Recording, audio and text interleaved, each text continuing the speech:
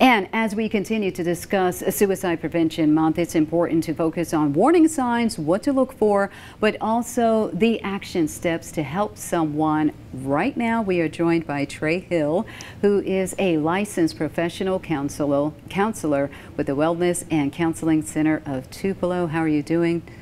I'm doing well. You're doing okay. Yeah. So right now, let's just talk about the warning signs. What is it that people need to be cognizant about? Sure. So there's multiple things to be on the lookout for, things to pay attention to. For instance, what do you notice your friend or your loved one talking about? Are they talking about death or dying related things? Are they talking about not wanting to be here anymore? You know, paying attention to those things that they're actually saying. Another thing to be on the lookout for is their emotional state. Are they mentioning things like feeling hopeless or worthless? Do they just feel sad? And even paying attention to the look on their face, you know, their body language. And then finally, you know, do you notice behaviors such as withdrawing from friends or family, isolating, giving away prized possessions, or even talking about a will? Those kinds of things are your typical warning signs when it comes to suicide. And when it comes to action steps, what is it that we can do to make sure that they know they're not alone and that this is something, like you mentioned during our phone conversation, temporary? Sure.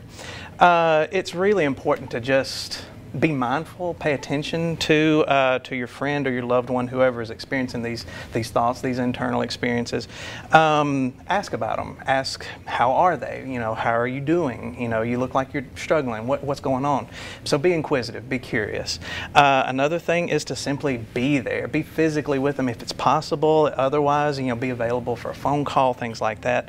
As far as helping them stay safe, we want to do what we call safety planning, removing any dangerous materials from, you know, their immediate area, you know, any weapons or medications, things like that. Obviously help them connect with resources. That could be 988, as you already mentioned.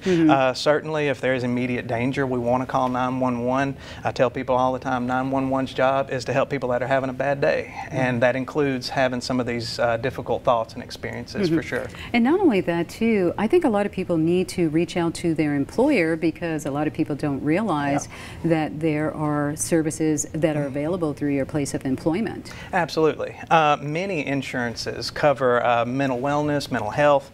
You know, some might be at low cost, might be covered by either a copay or a small deductible.